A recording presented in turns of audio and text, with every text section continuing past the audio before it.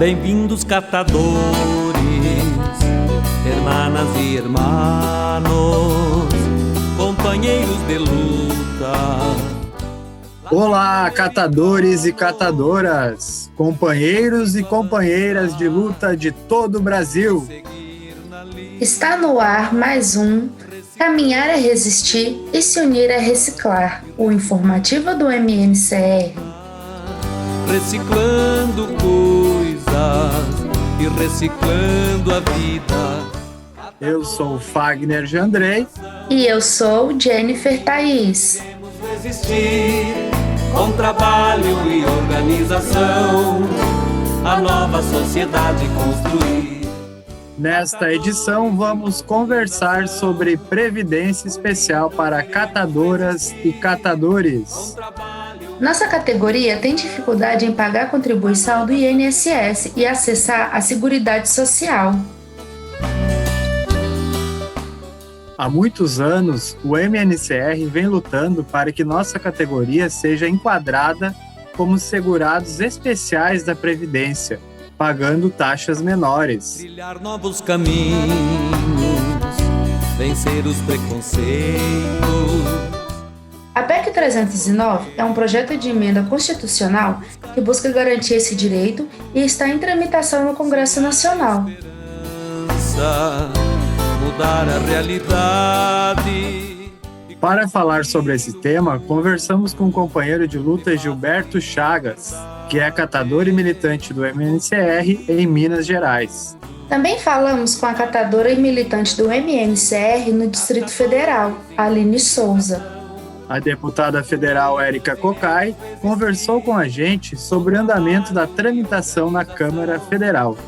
A nova sociedade construir, catadores em mobilização, unidos iremos resistir. Confere aí e depois comenta o que achou.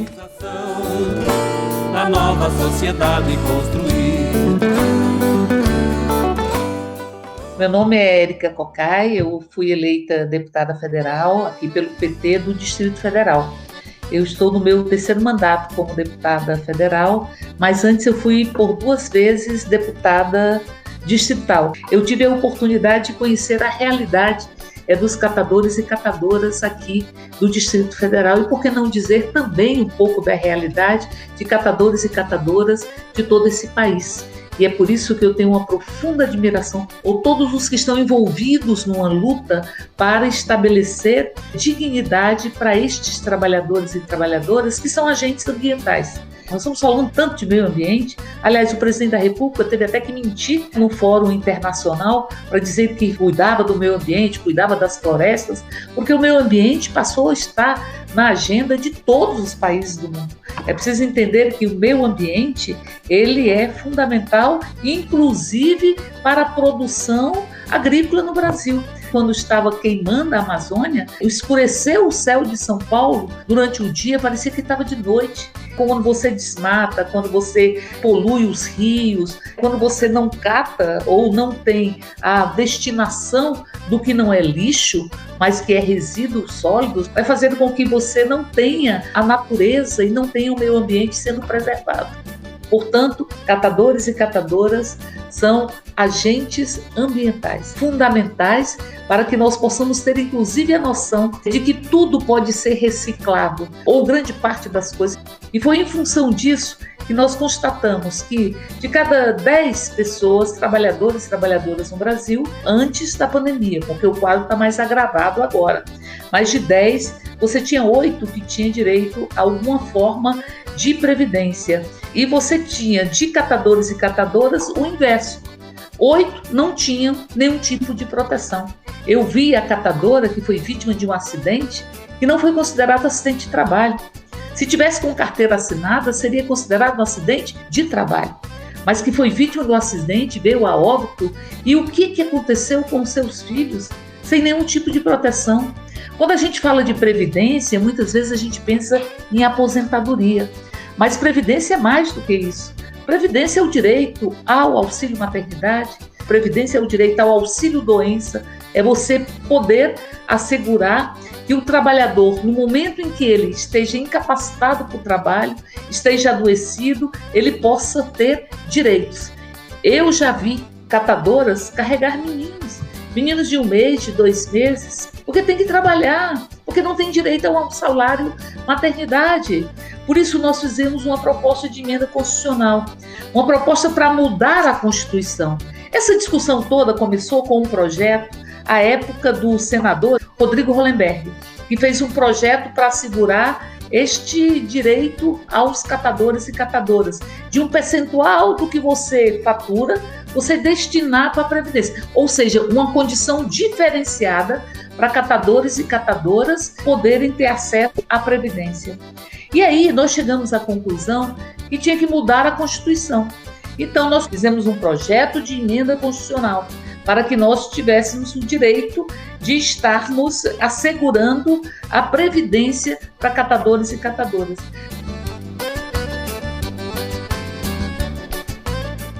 É uma luta nossa de muitos anos, que é o reconhecimento de um direito mínimo para os catadores. O reconhecimento constitucional que já é garantido aos pescadores, aos agricultores, um reconhecimento como segurado especial de regime de economia familiar. Esse reconhecimento, ele ajuda muito a questão da renda do catador. O catador, a renda dele é uma renda muito instável, porque depende muito do acesso ao resíduo seletivo.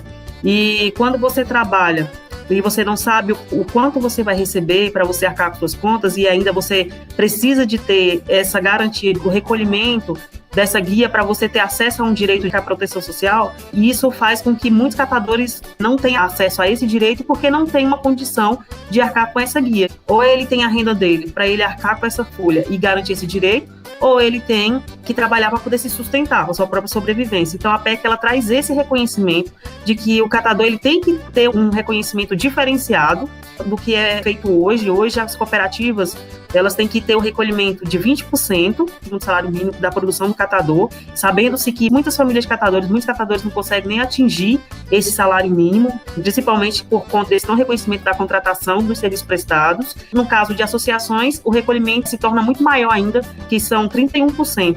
Isso tudo sai da renda do catador, e que se esse catador não tiver devidamente contratado pelo serviço que ele presta, isso vai sair da renda do catador. Significa abdicar aí da sua renda em torno de R$200, R$300. Seria, no caso, você deixar de pagar 200 e pouquinho para você pagar R$22 e pouquinho. Então, isso seria um reconhecimento de direito muito grande para a nossa categoria. Agora, no período de pandemia, é o período que o catador, a catadora mais está precisando dessa proteção. Aqueles catadores que são de classificação de risco, eles estão proibidos de fazer o serviço de catação, garantir a sua renda através desse trabalho, e eles estão em casa, no isolamento. Então, como que essas famílias estão sobrevivendo sem essa proteção que hoje, né, seria crucial para garantir a sua sobrevivência? Por isso que a gente luta pelo reconhecimento, pela aprovação imediata da PEC, já que catador faz um serviço que é bem importante em todos os aspectos, ambiental, social, econômico, mas na hora de reconhecer, de fato, a pessoa humana, o trabalhador, a trabalhadora, existe um processo de invisibilidade, uma lentidão tão grande na hora da aprovação de um projeto tão importante que reconhece essa mão de obra, que somos nós. A gente fica sem entender que na hora da falácia, catador é bonito, é isso, é aquilo, é importante, mas na hora de reconhecer de fato o trabalho desse ser humano, a gente se depara com um projeto desde 2013, peregrinando no Congresso com uma mera aprovação. Uma das grandes dificuldades que eu te falo é essa falta de reconhecimento do Estado com relação ao nosso trabalho, e também a falta de incentivo dos municípios, dos governos, em contratar as cooperativas, porque se você não tem esse reconhecimento da 11445, que é a prioridade na contratação dos catadores, o reconhecimento da 12305, né, que é implantar a coleta seletiva e destinar as cooperativas de catadores, isso amparados com a lei da licitação, né, a 8666, agora atualizada com a 14136, e se não tiver esse reconhecimento, vai ser muito difícil do catador, organizado ou não organizado, ter acesso aos direitos.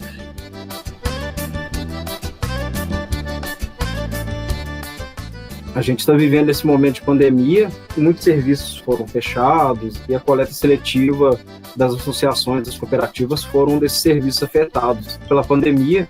Hoje a gente está vivendo uma situação mesmo de calamidade pública, por falta de políticas também governamentais. A gente tem um governo federal que é negacionista, a população pobre, num contexto geral, incluindo os catadores, está tendo muita dificuldade.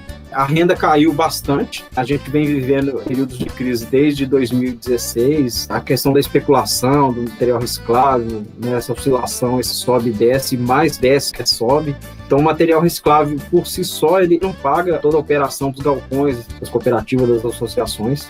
Tem muitas regiões aí do país que a pessoa está trabalhando o mês inteiro, está conseguindo tirar R$200. E para você pagar o INSS como autônomo, com o modelo que é hoje, a pessoa vai ter que pagar quase R$200, quer dizer, então ela vai ter que trabalhar só para pagar o INSS, ela não consegue. E vale ressaltar que é o seguinte, os catadores, as catadoras, a gente vem contribuindo muito, há muitos anos para a economia do país. A gente ouve isso também, mas vocês estão querendo uma aposentadoria, vocês estão querendo não sei o quê. Não, a gente não está querendo nada de graça. Tanto é que as pessoas vão estar inseridas no INSS, elas vão estar pagando. Só que o que a sociedade, que os políticos, que os governos têm que ver que é o seguinte, é um trabalho insalubre, é um trabalho desgastante, tem uma expectativa de vida menor. Falta de política pública, falta de planejamento, falta de incentivo com a questão da coleta seletiva, porta a porta, coleta seletiva nos municípios, ignorando, por exemplo, a lei de resíduos sólidos, que é uma conquista tanto da sociedade, dos movimentos sociais, quanto dos catadores. E aí, vai juntando isso tudo, o trabalho do catador vai ficando cada vez mais difícil, o acesso ao material reciclável vai ficando cada vez mais difícil, grupos empresariais agora estão de olho nesse nicho, a gente tem o fantasma rondando a incineração, quer dizer, está vindo muita coisa para poder só tirar cada vez mais direitos dos catadores. E a renda do catador vai cair cada vez mais. Isso cria dificuldade para os catadores e as catadoras estão pagando o INSS dessa forma. Essa proposta de emenda constitucional, ela não feria ou não modificava nenhuma cláusula pétrea. Aliás, ela reafirmava uma cláusula pétrea, que é direitos e garantias individuais. Nós passamos pela Comissão de Constituição e Justiça, depois monta-se uma comissão para analisar, não se a proposta é constitucional, mas para analisar o mérito da proposta. Também conseguimos aprovar o projeto, a PEC 309, nesta comissão de mérito. Essa proposta está pronta para ir para plenário. Ela precisa da decisão do presidente da casa de colocar ela para que ela possa ser apreciada pela Câmara em 2 turnos e depois pelo Senado também em 2 turnos. Então, portanto, nós temos na mão do presidente da casa, que hoje é o Arthur Lira, a possibilidade de pautar essa PEC e fazer justiça para catadores e catadoras. Todo catador, ele teria garantia de que, independente do serviço precário que ele iria estar exercendo, ele iria ter a sua proteção garantida quando ele cessasse suas atividades. Essa era a primeira mudança real, assim, clara. Né? R$22, um pouco mais de R$22, acredito que muitos catadores conseguiriam arcar para poder ter esse direito quando cessasse suas atividades, ter sua tranquilidade, resultado de todo o seu esforço, o patrimônio mundial, que é a reciclagem. O nosso trabalho, ele tem um reflexo enorme no ambiente. Segundo, financeiramente falando, nossas cooperativas iriam poder arcar com outros direitos previstos no artigo 7º. Eu, por exemplo, eu sou da 3ª geração de catadora, minha mãe é catadora, minha avó também, todas da cooperativa Reciclo. Eu sou mãe de 7 filhos e nenhum deles eu tive o direito de tirar a licença maternidade, porque nenhum deles eu tive o direito de ter uma renda fora ali naquele período de maternidade. Quantas catadoras como eu passaram e passam e vão passar por essa mesma situação que eu, porque não tem o direito de ficar 3 meses para se dedicar ali a cuidar do seu filho, porque se ela ficar 3 meses em casa na criação, no cuidado com o seu bebê, com o seu filho, ela vai passar necessidade. Representamos mais de 80% no quantitativo total de catadores no país e somos a RIME de família. Então, a mudança que tem, principalmente, é para nós mulheres, que teríamos que ter um resguardo tranquilo, mas em um momento em que muitos direitos foram retirados, furtados, vou dizer assim, porque nós tivemos um desmonte das leis trabalhistas, da lei previdenciária, se torna até um luxo. Nós, catadores, num período desse, está lutando aqui, pedindo a aprovação de uma PEC desde 2003 para ser aprovada. A gente está pedindo direito e direitos são tirados. A mudança crucial é o catador saber que ele pode dar duro ali no trabalho dele diário, mas que ele vai saber que ele vai ter a garantia que, quando ele descansar, ele vai ter direito ao retorno daquele trabalho dele. Principalmente os companheiros que estão no lixão, que têm uma qualidade de vida menor do catador que está em outra realidade. Olha, eu acho que melhoraria bastante a vida, né, dos catadores e das catadoras, principalmente as companheiras que têm dupla jornada, são mães. Eu acho que todos tivessem acesso à previdência, a gente teria tempo de estar mais presente com os filhos. Em caso de doença, você poderia estar descansando, você poderia estar renovando as energias, pensando no futuro. E é muito obscuro quando você não tem perspectiva de se aposentar, né? Imagina, mas eu vou trabalhar, e aí quando eu tiver com 50, 60 anos, como é que eu vou fazer? Eu estou com 47 anos, eu comecei a pagar minha previdência só em 2015, e muitos companheiros e companheiras pagam esse bendito carnê autônomo, mas muitos não conseguem fazer isso. A maioria, vamos colocar em 90% dos catadores, não consegue fazer isso. Eu já vi gente trabalhar doente. Uma base ou outra a gente consegue fazer uma vaquinha solidária, não, fica lá 3 dias em casa e tal, né? Mas vai chegando uma hora que a renda não dá para dividir nem para aqueles que estão ali. A gente tem uma Constituição, ela dá garantia de direitos de assistência social, mas ela não é respeitada, ela não é obedecida, e nesse desgoverno atual que está aí, ela está sendo desmontada, ela está sendo cuspida.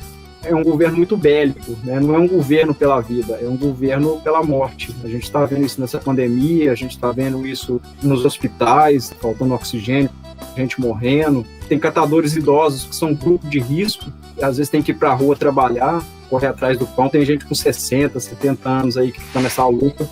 E a gente fica imaginando, se tivesse uma PEC que garantisse uma aposentadoria, que garantisse um tempo menor de contribuição, que desse uma perspectiva de futuro da pessoa ter pelo menos seu rendimento ali na velhice, ou caso sofra um acidente, ou caso fique doente no meio do caminho, isso mudaria muito, mas muito mesmo, os catadores.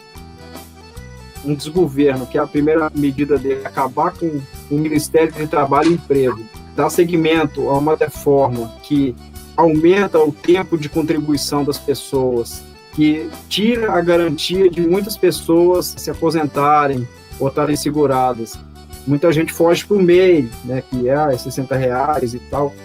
Só que hoje aumentou o tempo de contribuição para 20 anos e todo mundo vai aposentar por idade, né, a partir de 65 anos. Aí a gente fica imaginando, aquele catador, a catadora que está lá no lixão, ela vai ter que trabalhar até 65 anos, no mínimo, se ela tiver 20 anos de contribuição, e se ela não tiver 20 anos de contribuição, ela vai ter que arrumar uma grana e fazer um complemento para poder inteirar os 20 anos. Quando a gente fala de solidariedade clássica, a gente fala muito dos companheiros e das companheiras catadoras, mas a gente pode falar também da mulher e do homem do campo, dos vendedores e das vendedoras ambulantes, dos trabalhadores autônomos. É toda uma gama de pessoas, são milhões e milhões de brasileiros e brasileiras que vão ficar, como a gente fala muito aqui em Minas, na mão de calango mesmo.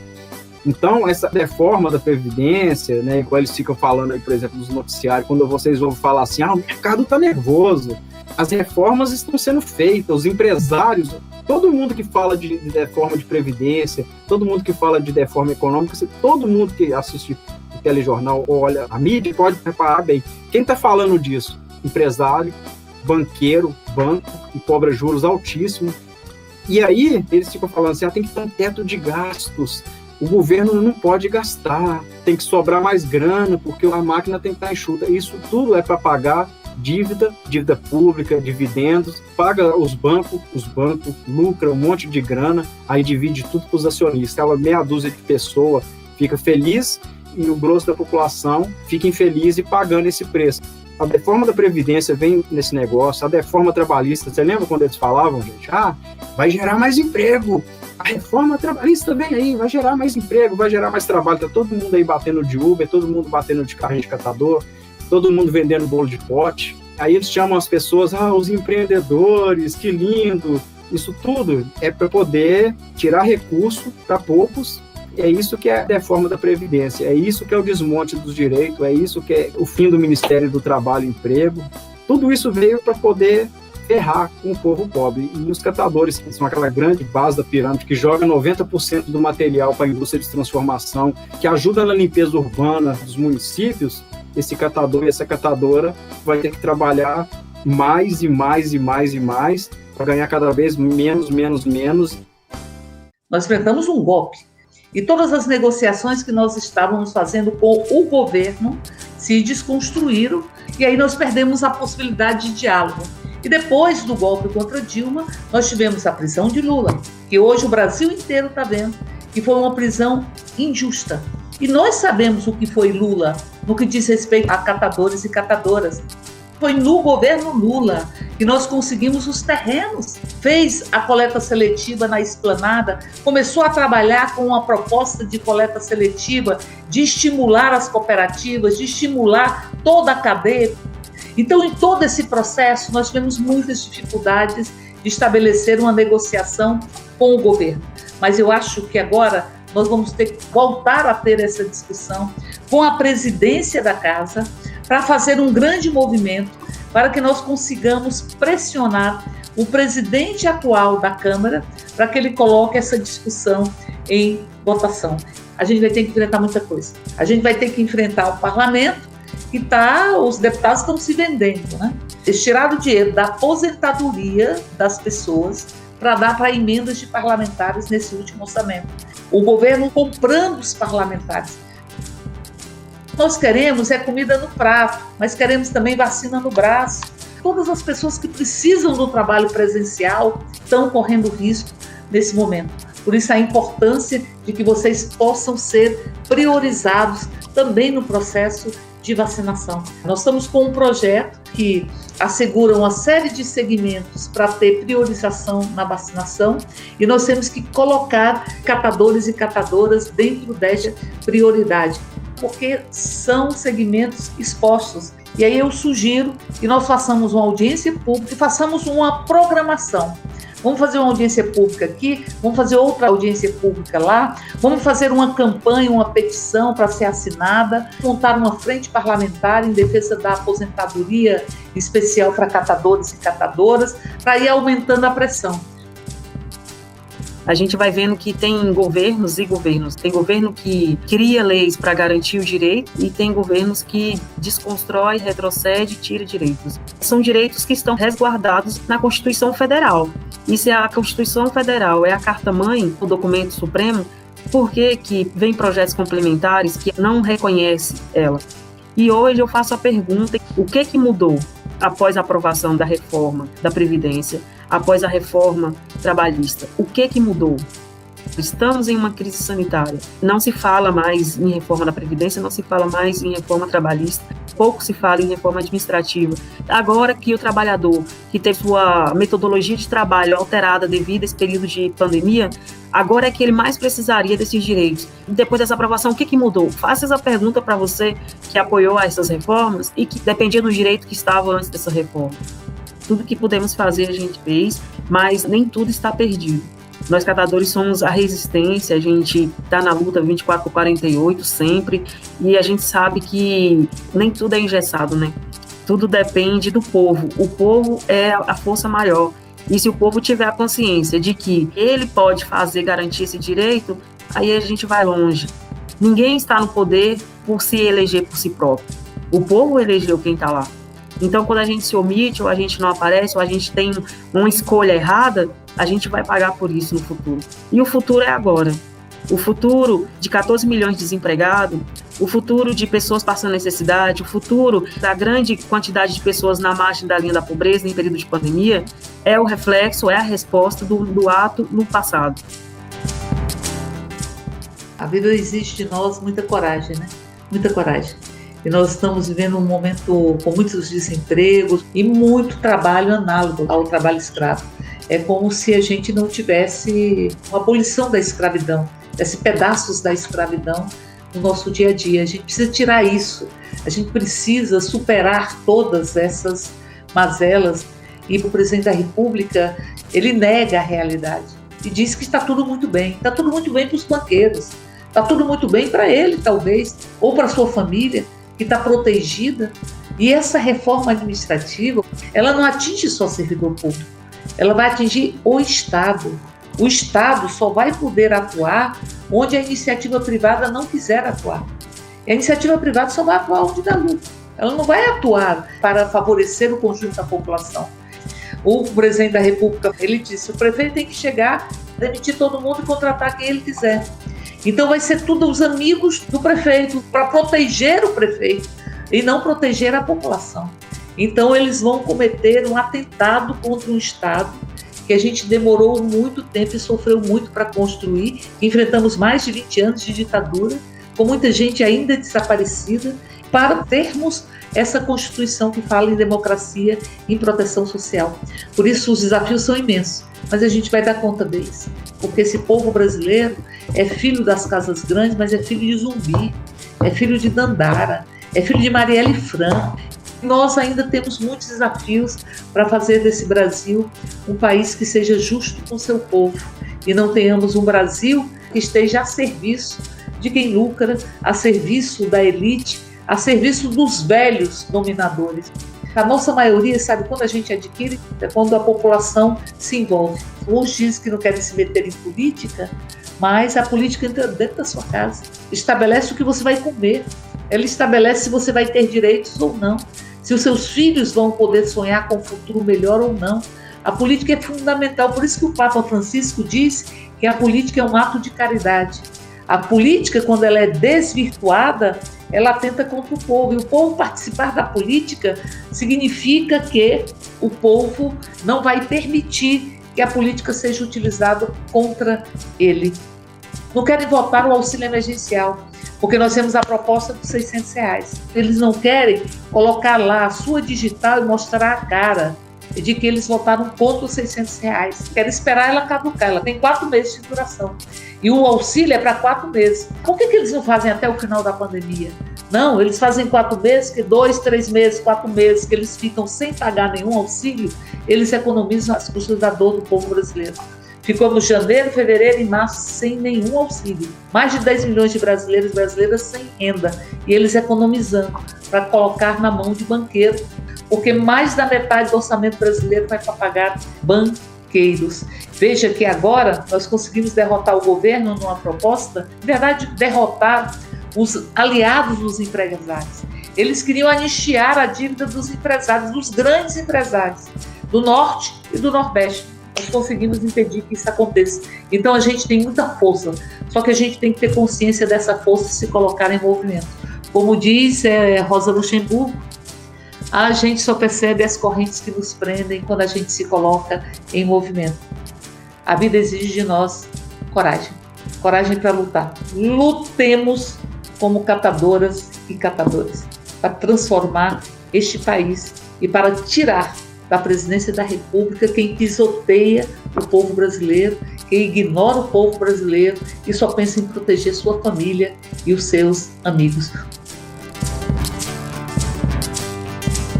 Povo na rua para resistir, para lutar. Povo que avança para o poder popular. Este foi o nosso programa de áudio. Caminhar é resistir e se unir é reciclar. Produzido pelo setor de comunicação do MNCR, com apoio do projeto Fortalecendo o MNCR da UIGO, Mulheres no Emprego Informal, Globalizando e Organizando. E você também pode fazer parte da nossa rede de comunicação, passando o nosso informativo para outras pessoas. Compartilhe nos grupos de WhatsApp e ajude a fortalecer nossa luta. Lutar! Criar! Para o poder popular.